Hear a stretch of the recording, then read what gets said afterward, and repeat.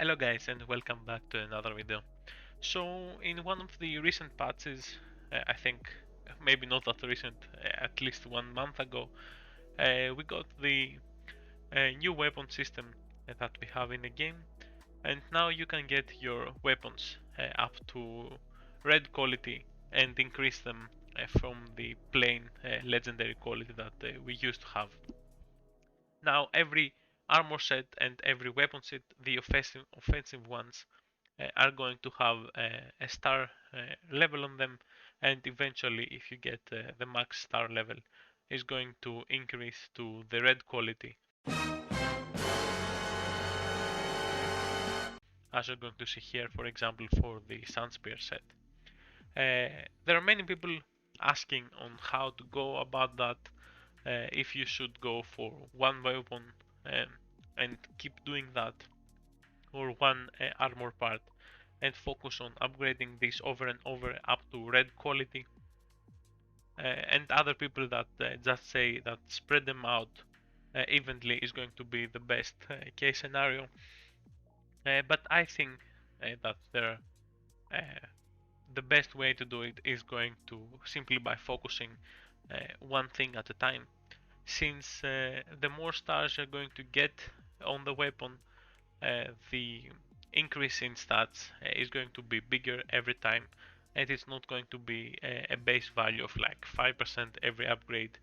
Uh, for example, from 30% the Sunspear headband is going to go to 36 and then to 43.5, which is not the additional 6 that the previous had.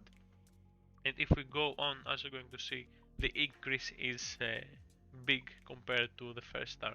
Obviously the cost is going to increase as well with each star, but I think going for one armor piece or weapon piece at a time is going to be the best way to do it. Because don't forget that in order to get the next tier, you are going to have also to complete some researches in the refinement part of the master tower. Here we had the equipment advancement level 1, level 2, level 3, level 4, and obviously the equipment upgrade for the red tier. In order to get to the red tier, you're going to have everything unlocked to max. So this is going to take time, and it's going to take you a lot of resources, especially if you're going to go for the equipment upgrade 1, which is going to cost you 861 million gold. Uh, I mean the other, yeah, okay, there's 400 million iron, the 300 almost million wood, is a lot, but I think obviously the gold is one of the uh, biggest resource that this research needs. But of course, don't forget that you have your technology scrolls as well, where you can do the entire research without using the required materials. So my suggestion is to keep your technology scrolls for the big upgrades, for the equipment advancement 4 or 3, and the equipment upgrade, obviously the last one is the most expensive one. The tree as itself, it's going to give you crafting speed and forging gold dragons, which is good for your uh, gold dragon production accounts, but the crafting speed, it's not that important. So the way to get the materials needed for the red weapons is going to come by killing level 6 rebels, where we got the new tree here on the expedition, the pacification, where the pacification strategies 6 is going to unlock you the level 6 rebel leaders and to attack them. Level 6 rebel leaders are really different from the previous rebel leaders that we had. They're much more tankier and difficult to kill, and you have a certain amount of attack commands on them. Right now the max is 20, and you recover one every 5 hours, so you get about 5 per day, maybe a little bit less, but every 25 hours you get 5, so about 5 per day. In my previous testings, if you kill a rebel leader level 6 rebel leaders is going to take you about 5 to 7 to 8 hits depending on the rebel leader and your commanders, and you're going to get about 20 battle diamonds if you are using the honor system here, which is going to give you an upgrade, a bonus 50% on the output of the rebel leader rewards, and also the fantastic dust. It's going to drop more, about 60 per rebel leader, and you're going to have usually more fantastic dust than the battle diamonds. The battle diamonds are the important ones, and the most efficient way to get them is through the level 6 rebel leaders. Recently there was also a pack in the shop where you could buy battle diamonds. I will put it on the screen right now.